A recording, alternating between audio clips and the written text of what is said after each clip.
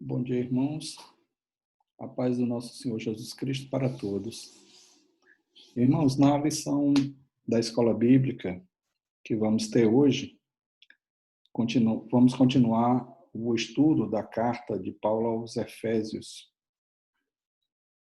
A lição de hoje tem o seguinte tema: a intercessão pelos Efésios. A lição de hoje, ela vem trazendo uma segunda oração que o apóstolo Paulo faz pelos irmãos da igreja de Éfeso. A primeira oração por eles está registrada em Efésios capítulo 1, versículos 15 ao 23, onde Paulo pede a Deus que lhes dê o espírito de sabedoria e de compreensão para que eles soubessem qual era a esperança da vocação deles e quais as riquezas da glória da sua herança nos santos. Nesta segunda oração, registrada em Efésios 3, de 14 a 21, que é o tema da lição de hoje, o apóstolo pede a Deus que conceda a eles serem corroborados ou confirmados pelo seu Santo Espírito no homem interior ou no verdadeiro eu deles. Paulo pede também para que Cristo venha habitar neles, ou seja, venha tornar-se o centro da vida deles. Vamos ver em detalhes o significado da natureza dessas duas petições que Paulo faz em favor dos irmãos efésios e como podemos aplicar esse conhecimento na nossa vida atualmente. O texto áureo do nosso estudo é Efésios, capítulo 3, versículo 14 e 15, que diz: por causa disso, me ponho de joelhos perante o Pai de nosso Senhor Jesus Cristo, do qual toda a família nos céus e na terra toma o nome. A verdade prática devemos interceder pelos nossos irmãos para que eles sejam fortalecidos de poder, vivam em comunhão e exercitem o amor de Deus.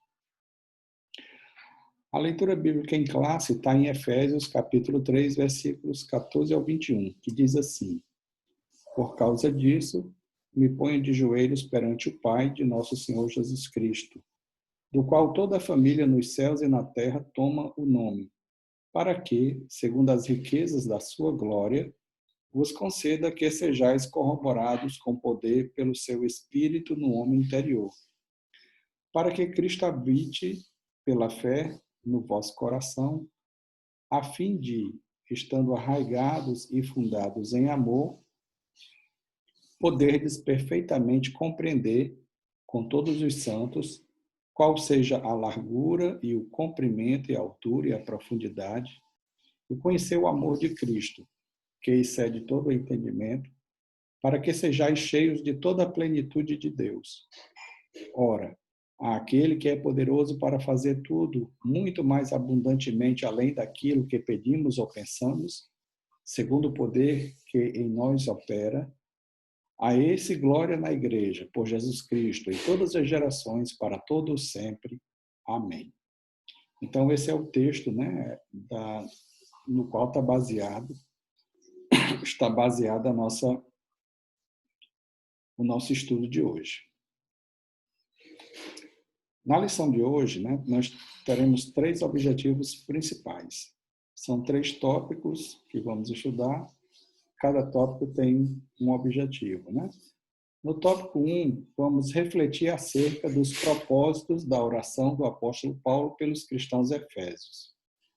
No tópico 2, vamos destacar a necessidade da igreja estar arraigada e fundada no amor de Deus. E no tópico 3, o objetivo é conscientizar de que Deus é capaz de fazer muito além do que pedimos ou pensamos.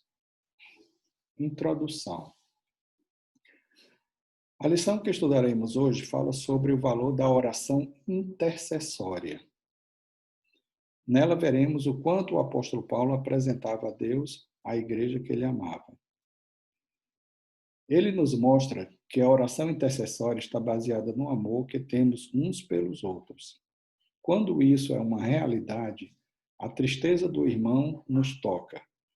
As dificuldades dele tomam o nosso coração e, assim, nos colocamos diante de Deus para apresentar suas causas àquele que tudo pode. Na intercessão paulina, aprendemos que Deus pode fazer tudo além do que pedimos ou pensamos, sendo Ele o único que é digno de ser glorificado. Refletir sobre a oração intercessória do apóstolo é o tema desta lição.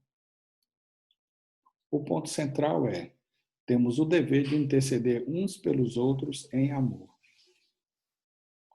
Então vamos iniciar o nosso estudo com o primeiro tópico, que tem o seguinte tema: corroborados com o poder do Espírito. O apóstolo Paulo inicia sua oração a Deus com um pedido duplo, né? Que eles fossem corroborados com poder pelo seu Espírito e para que Cristo habite nos corações dos crentes, conforme Efésios 3, versículos 16 e 17. O que significa esses dois pedidos que o apóstolo Paulo faz a Deus, né? Vamos ver.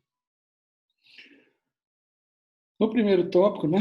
O primeiro ponto do primeiro tópico é as riquezas da sua glória. O apóstolo já havia declarado que Deus é o Pai da glória, conforme Efésios 1:17, cheio de abundantes riquezas de sua graça, conforme Efésios 2:7. Isso significa que Deus é possuidor de todas as glórias e dispenseiro de ricas e ilimitadas bênçãos. Em razão disso, Paulo pede para que a igreja seja fortalecida com poder, que seja habitada por Cristo, que compreenda o amor divino e tenha pleno desenvolvimento espiritual. O segundo item do primeiro tópico é fortalecidos com poder. O primeiro pedido do apóstolo é para que a igreja seja corroborada ou confirmada com poder pelo seu espírito no homem interior, conforme Efésios 3:16.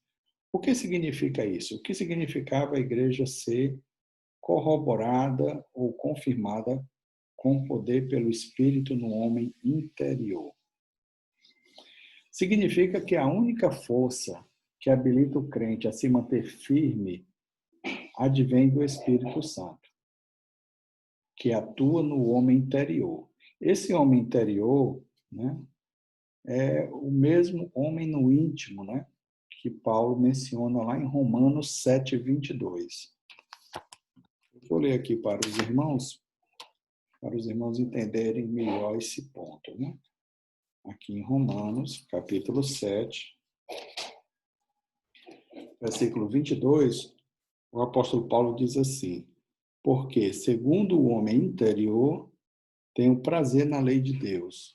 Esse homem interior, né, mencionado aqui, tem o mesmo significado lá de Romanos 7:22. Ou seja, é o verdadeiro eu da pessoa, né? É a pessoa no íntimo dela, né? Então, Paulo tá pedindo aqui a Deus, né, para que o Espírito Santo de Deus atue nesse homem interior, né, no verdadeiro eu, né, daqueles crentes, capacitando, né, capacitando-os a perseverar e a manter-se afastado do pecado e a compreender as coisas espirituais. Então, quando o Espírito Santo de Deus atua, né, no nosso eu, né, no nosso homem interior, nós adquirimos essa capacidade, a capacidade de perseverar, de se manter afastado do pecado e também a compreender as coisas espirituais. Sim, o Espírito Santo dá essa capacidade, né? Por exemplo, lá em 1 Coríntios, capítulo 2, versículos 12 ao 16, nós vemos isso bem claramente, né? Por exemplo, aqui diz assim, ó, 1 Coríntios 2, do 12 ao 16. Paulo disse: mas nós não recebemos o Espírito do mundo, mas o Espírito que provém de Deus, para que pudéssemos conhecer o que nos é dado gratuitamente por Deus, as quais também falamos, não com palavras de sabedoria humana, mas com as que o Espírito Santo ensina, comparando as coisas espirituais com as espirituais. Ora, o homem natural não compreende as coisas do Espírito de Deus, porque lhes parecem loucura, e não pode entendê-las, porque elas se discernem espiritualmente. Mas o que é espiritual discerne bem tudo, e ele de ninguém é discernido. Porque quem conheceu a mente do Senhor para que possa instruí-lo? Mas nós temos a mente de Cristo. Então, Paulo está dizendo aí em 1 Coríntios 2, do 12 ao 16, que o Espírito Santo capacita os cristãos a compreender também as coisas espirituais. Então, veja as coisas, né, que o Espírito Santo possibilita, né, ao cristão que o tem, né? Quando ele atua no verdadeiro eu, no eu interior, né, da pessoa, capacita ele a perseverar, a manter-se afastado do pecado e a compreender as coisas espirituais. Então, é por isso que a primeira petição que Paulo faz é justamente essa, né? Pedindo para que Deus, né, envie o seu Espírito Santo, né, para o homem interior, né, daqueles cristãos efésios, para que eles fossem corroborados ou confirmados na sua fé, né? Como ele diz aqui em Efésios 3:16, né? Que para que, segundo as riquezas da sua glória, vos conceda que sejais corroborados com poder pelo seu Espírito no homem interior, para habilitá-los, né? Novamente, né? A perseverar, a manter-se afastado do pecado e a compreender as coisas espirituais. Certo, irmãos?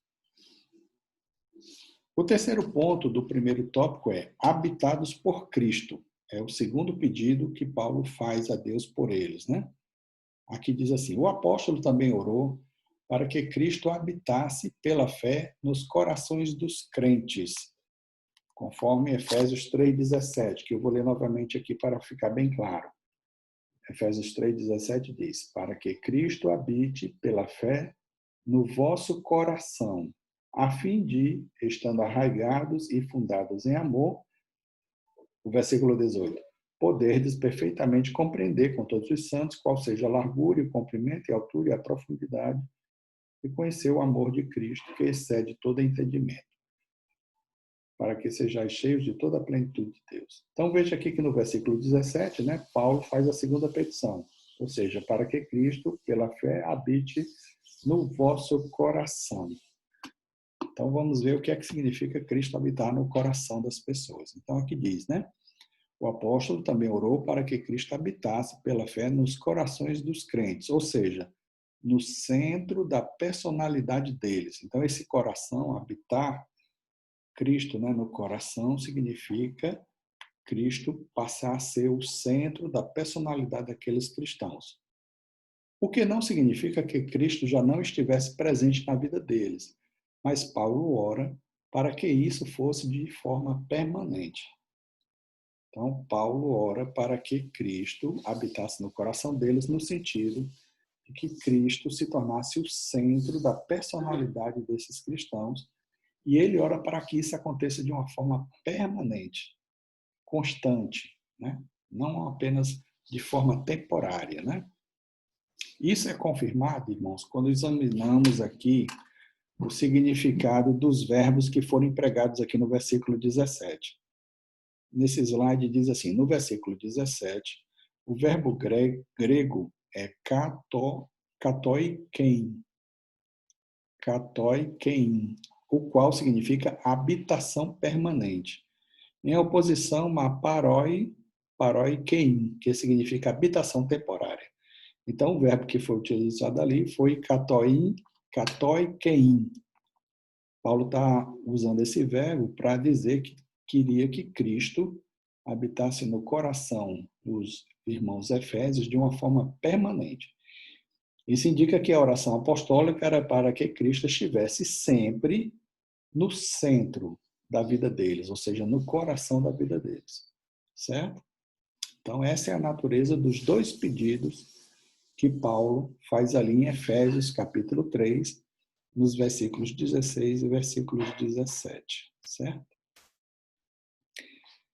Fazendo um resumo, uma síntese desse primeiro tópico, né, podemos chegar à seguinte conclusão: o poder do Espírito Santo e a centralidade da vida em Cristo capacitam os cristãos a prosseguirem vitoriosos na sua gloriosa jornada. Agora vamos entrar no segundo tópico, que tem o seguinte tema: arraigados e fundados em amor. O amor é a mensagem central do Evangelho. Um dos propósitos da oração de Paulo foi para que a igreja entendesse e exercitasse o amor de Deus. Então vamos ver aqui o primeiro item desse segundo subtópico: amor, a virtude cristã. O amor é atributo divino.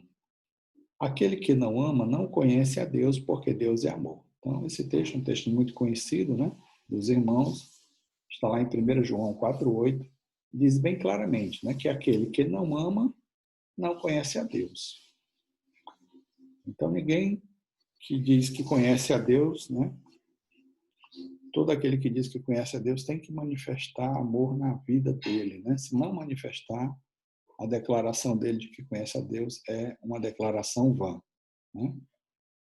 Porque aqui diz que aquele que não ama não conhece a Deus. Então, se realmente conhecemos a Deus, o amor, que é o atributo divino por excelência, né, vai se manifestar na nossa vida.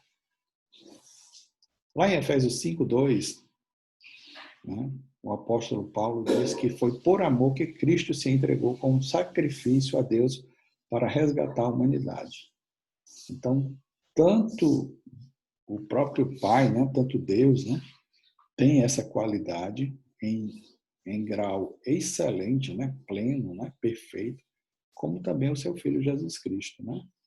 Jesus teve tanto amor pela humanidade, né, disse o apóstolo Paulo lá em Efésios 5:2, né, que ele se entregou como sacrifício a Deus para resgatar a humanidade, né? Então, devemos, né, procurar desenvolver essa qualidade do amor em nós, né? É a virtude cristã por excelência. O amor é a maior de todas as virtudes, né? Aqui temos um texto de 1 Coríntios 13:13, né, que é bem conhecido, né? Onde Paulo lá diz que o amor é o maior dom, né, que o cristão pode ter, né? E o amor é o princípio que norteia o fruto do Espírito.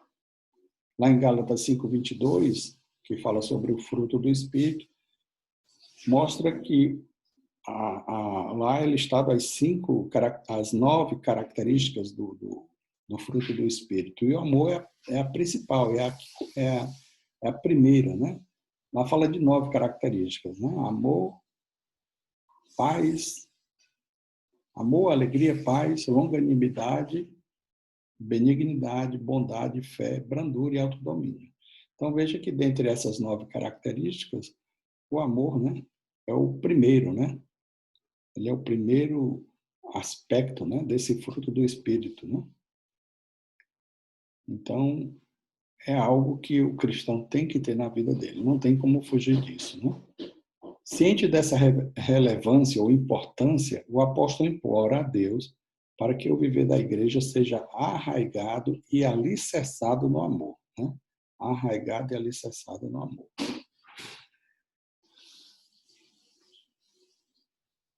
Nesse segundo tópico, né, vamos entrar aqui no segundo item do segundo tópico, que é arraigados e fundados em amor. Vamos ver o que significa isso, né? Após rogar ao Pai pelo poder do seu Espírito no homem interior e a habitação de Cristo no coração, o apóstolo clama para que a igreja possa também compreender e praticar o amor, certo? Conforme Efésios 3:16 e 17. A expressão arraigados e fundados em amor, que está lá em Efésios 3:17, compara os cristãos a uma planta bem enraizada e a uma casa bem alicerçada. Indica que, sem o amor, a vida cristã não tem sustentação alguma, né? É como Paulo já tinha falado lá em 1 Coríntios 13, do 1 ao 3. Ele disse lá no versículo 1 que se ele, né, falasse línguas estranhas, né, ou tivesse os dom de língua, né, mas não tivesse amor, ele era como um, um símbolo, né, que retine, né? Então era só um instrumento para fazer barulho, mas não tinha nenhuma outra utilidade, né? Ele diz também que se ele... vamos ver aqui esse texto, né? Para relembrar bem direitinho o que o apóstolo Paulo falou, né? 1 Coríntios 13, 1 Coríntios 13, né? Versículos de 1 ao 3, diz assim, ó: ainda que eu falasse as línguas dos homens e dos anjos e não tivesse amor, seria como um metal que soa ou como um sino que tine. E ainda que tivesse o dom de profecia e conhecesse todos os mistérios e toda a ciência, e ainda que tivesse toda a fé, de maneira tal que transportasse os montes, e não tivesse amor, nada seria. E ainda que distribuísse toda a minha fortuna para sustento dos pobres, e ainda que entregasse o meu corpo para ser queimado e não tivesse amor, nada disso me aproveitaria. Então é por isso que aqui diz, né, nesse slide, né, sem o amor a vida cristã não tem sustentação alguma, né? Todas os atos que o cristão faz, o que ele prega, o que ele fala, né, de línguas estranhas, né, ou os dons de caridade que ele possa vir a fazer, não tem nenhum valor se não tiver ali por base, né, como motivação principal, o amor. A intensidade do amor de Cristo, né? Consciente de que somente um coração cheio de amor pode fazer compreender a grandeza do amor de Jesus, Paulo pede para que os cristãos conheçam a intensidade do amor de Cristo. Então veja que interessante, ó, consciente de que somente um coração cheio de amor pode fazer compreender a grandeza do amor de Jesus. Se a pessoa não tiver amor no coração dela, ela não pode compreender, né, o amor de Deus e nem o amor de Jesus, né? Então, Paulo, ciente disso, pede para que os crentes conheçam a intensidade do amor de Cristo, né? Que eles sejam arraigados, né, e sejam fundados em amor para que eles possam conhecer a intensidade do amor de Cristo. A ênfase recai em que Cristo nos amou e ainda nos ama, e que, por isso, devemos amar uns aos outros, né? Aí, 1 João 4, 10 e 11, né, o apóstolo João, ele fala sobre essa necessidade, né, de termos amor uns pelos outros, né, baseados no próprio exemplo que Deus deu, né? 1 João, capítulo 4, versículo 10 e 11, diz assim: nisso está o amor, não em que nós tenhamos amado a Deus, mas em que ele nos amou e enviou seu Filho para propiciação pelos nossos pecados.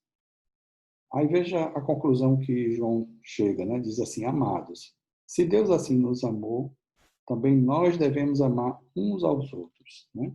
É o que está lá em 1 João 4, 10 e 11, né? Seguindo o exemplo do Pai, né, de Deus, que enviou seu próprio Filho, né, como propiciação pelos nossos pecados, né? Nós também temos a obrigação de nos amar uns aos outros, né?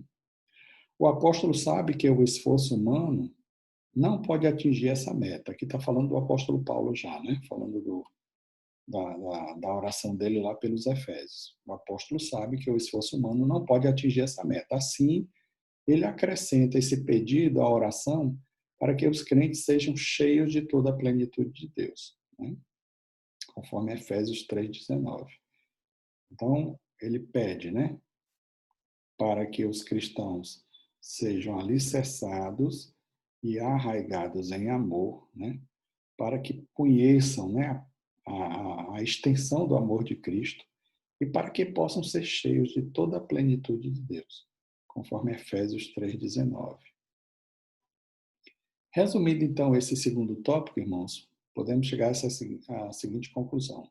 Nesse ponto, Paulo enfatiza a necessidade da total compreensão do amor de Deus e o crescimento espiritual dos crentes até alcançar a perfeição. Agora vamos entrar no terceiro e último tópico da nossa lição de hoje, que tem o seguinte tema: a bênção de Deus excede o pensamento humano. A dimensão das bênçãos divinas, né? É o primeiro item desse terceiro tópico. Paulo lembra que a magnitude do poder de Deus é capaz de fazer muito mais abundantemente, além daquilo que pedimos ou pensamos. Isso indica que o que Deus pode fazer ultrapassa em muito nossos melhores anseios e desejos. Quer dizer que a mente humana é incapaz de alcançar a dimensão das bênçãos divinas. Nesse sentido, Paulo declara que as coisas que sequer subiram ao coração do homem são as que Deus preparou para os que o amam, né? Conforme 1 Coríntios 2:9. Então Deus, né, ele faz muito mais, né? É isso que o Paulo quer dizer, né? Deus ele faz muito mais além daquilo que nós pedimos ou pensamos. Então, quando nós oramos a Deus, né, por alguém ou por nós mesmos, né, Deus ele faz, né, de uma forma mais grandiosa do que aquilo que simplesmente nós pedimos, né? Por quê? Por conta do amor que ele tem, do poder que ele tem, da glória, né, da grandeza dele, né? Então, ele dá, né, faz muito mais do que o que nós realmente pedimos ou pensamos. O segundo item desse terceiro subtópico é o convite para a adoração.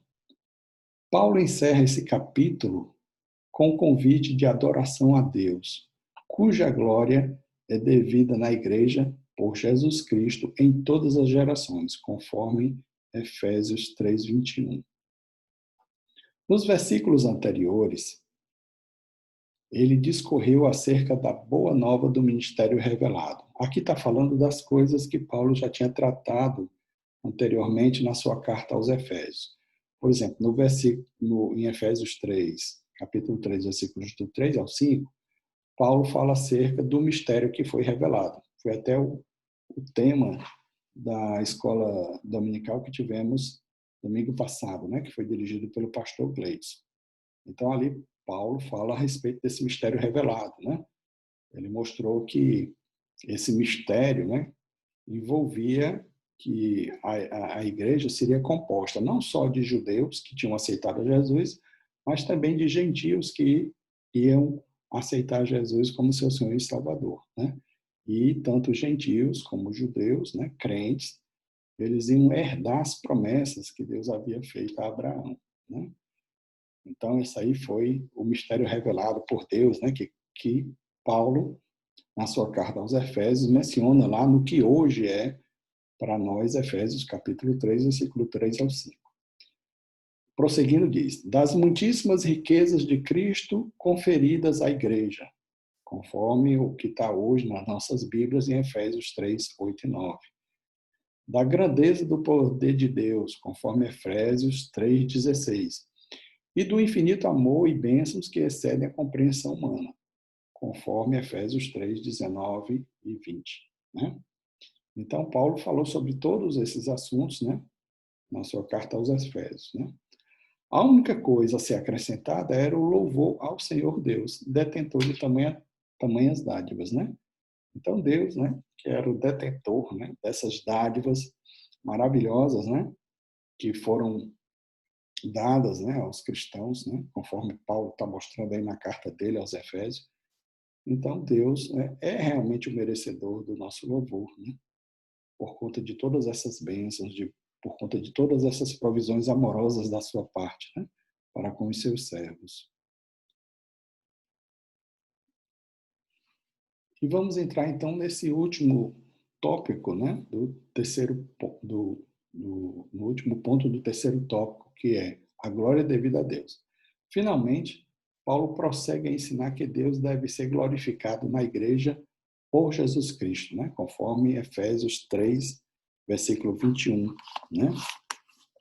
Efésios 3, 21 diz assim, né? Efésios 3, 21. Que diz assim: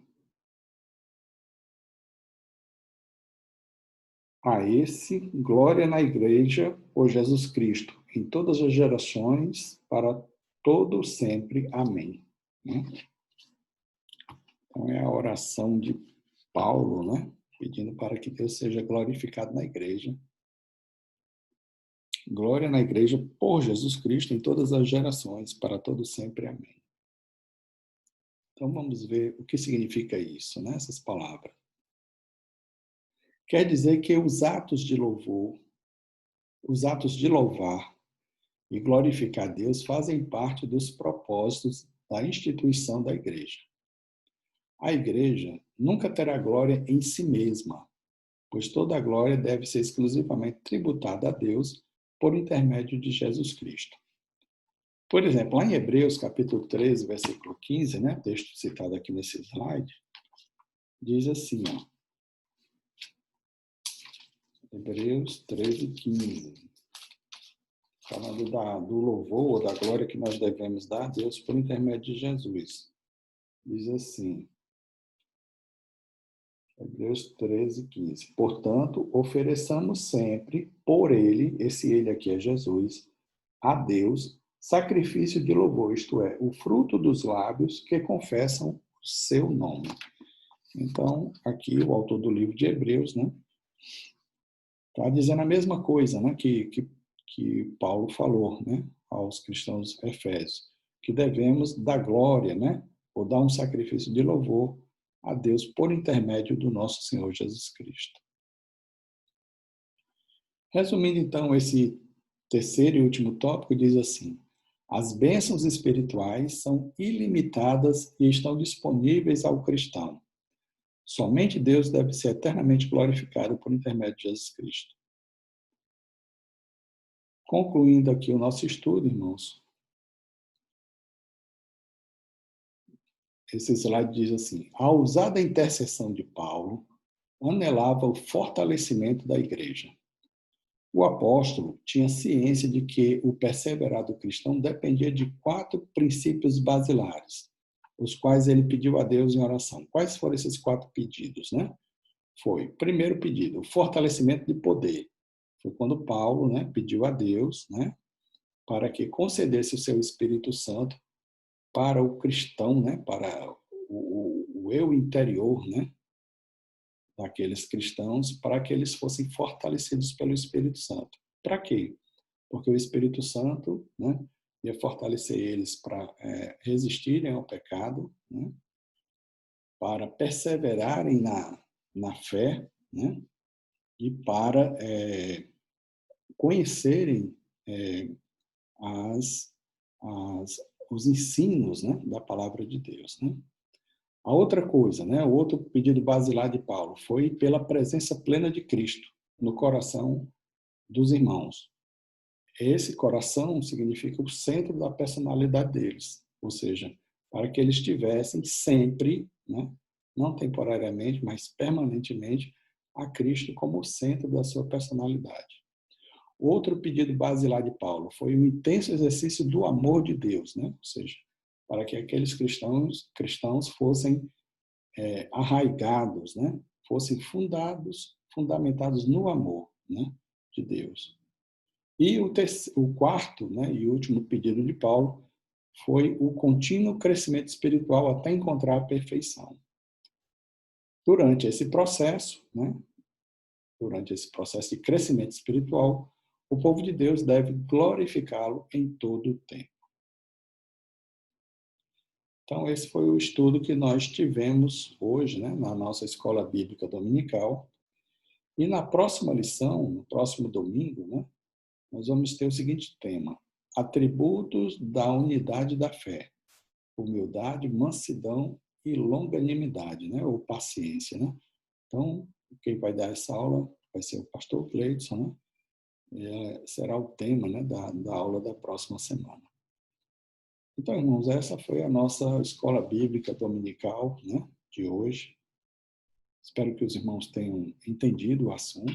Se alguém não entendeu, tiver alguma dúvida, estou à disposição. Os irmãos podem entrar em contato comigo e nós poderemos esclarecer algum ponto que não ficou muito claro. Agradeço pela atenção dos irmãos e desejo a todos um bom dia. Fiquem na paz com Jesus. Amém.